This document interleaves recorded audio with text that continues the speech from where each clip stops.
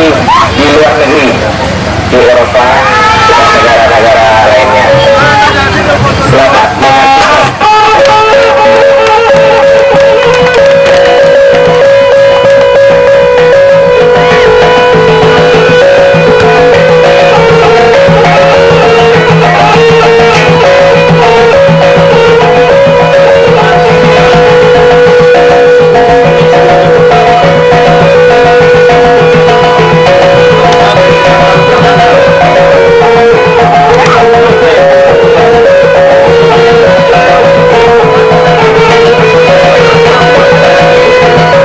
Nama saya sebelum diangkat menjadi datuk adalah Edwel Yusri.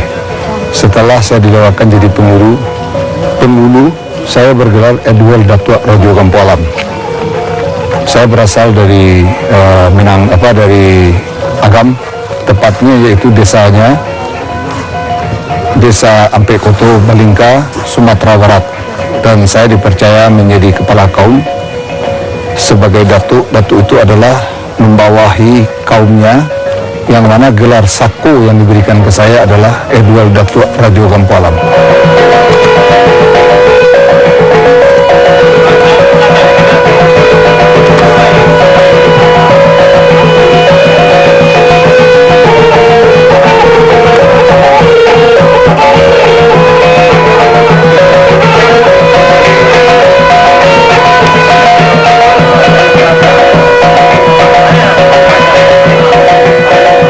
Saya memang mempelajari silat harimau, terutama yaitu dari turunan dari kakek kecil saya sudah dilatih, ditambah lagi dengan guru-guru silat harimau. Sejauh pengalaman saya, ada sebagian dari guru saya itu, dia itu sebetulnya sudah bersatu atau berteman dengan namanya jin, atau kalau orang di sini menyebutnya mungkin kalau Jawa ya siluman lah. Siluman yang berbentuk daripada harimau. Biasanya siluman-siluman ini dia bisa menggiring harimau biasanya. Tapi kebanyakan yang datang itu dalam bersilat, pandangannya itu ketemu dengan harimau itu memang berbentuk harimau. Kakek moyang saya ya, yang namanya Nyi Anggu itu, dia mempunyai kedekatan batin ya, kalau istilahnya mungkin pawang lah. Karena kampung saya Balingka itu memang dekat dengan hutan. Dia dekat dengan hutan sehingga harimau yang ada di hutan itu bisa dia kuasai.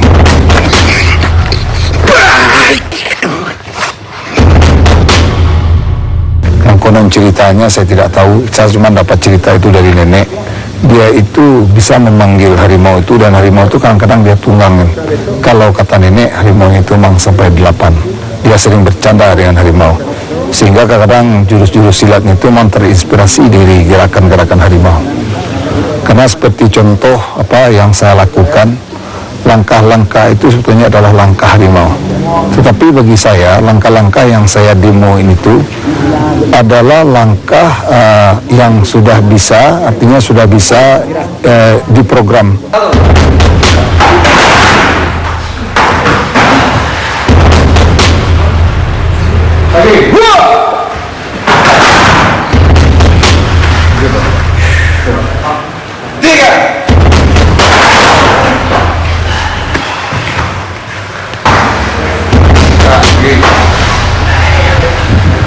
Lentikan lagi.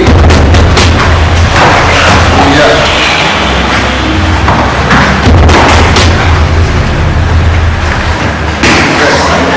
Yang orang mengikutinya tidak terlalu rumit dan bingung, dan itu juga saya tidak menggunakan yang namanya kesurupan atau yang langkahnya tidak teratur sampai-sampai tidak sadarkan diri.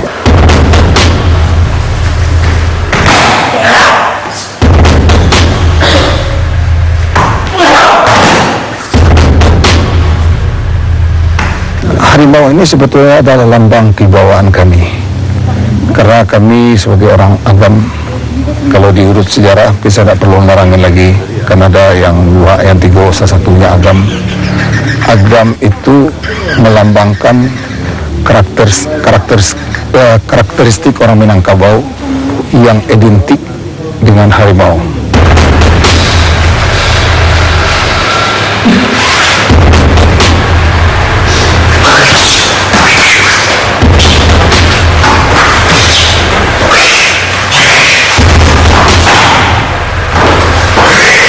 Saya pertama-tama itu sebetulnya sudah banyak mendengar miring ini mengenai silat, terutama silat Minang. Kadang-kadang ada seluruhan orang Minang ini lucu, kalau mau berantem dia nari-nari dulu. Jadi capek lidah saya bilang, itu namanya dalam manca.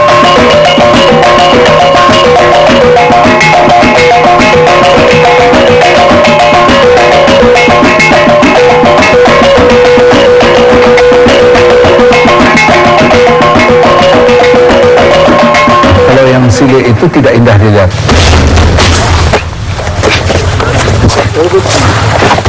Kalau sile itu karena dia melihatkan bagaimana menjatuhkan lawan secepat mungkin, seefektif mungkin.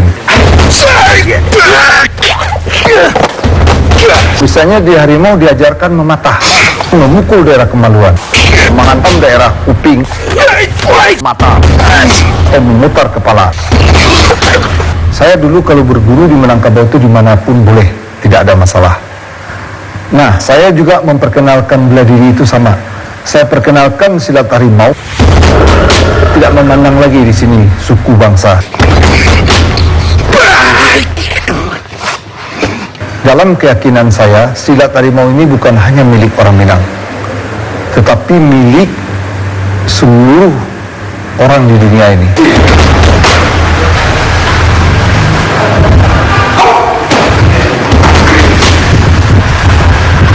Silat balik.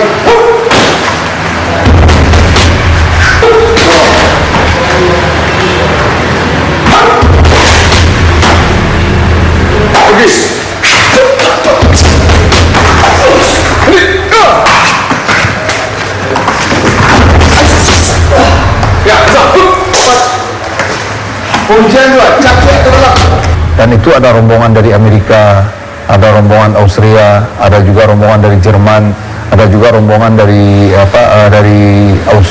Inggris, ada juga yang berarti kemarin dari Singapura. Nah, orang-orang asing ini kadang-kadang menyebabkan bangsa saya yang di sini Indonesia ini bikin kaget. Kenapa? Waktu mereka datang ke sini berarti kadang-kadang mereka merasa agak lebih bagus gerakannya.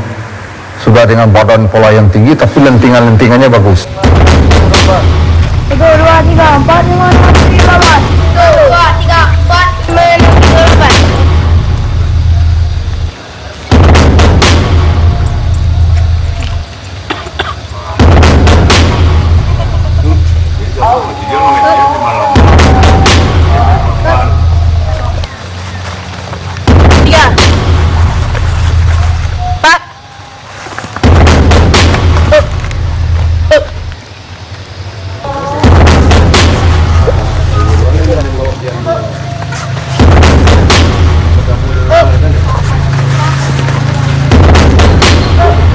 Langsung kunci satu.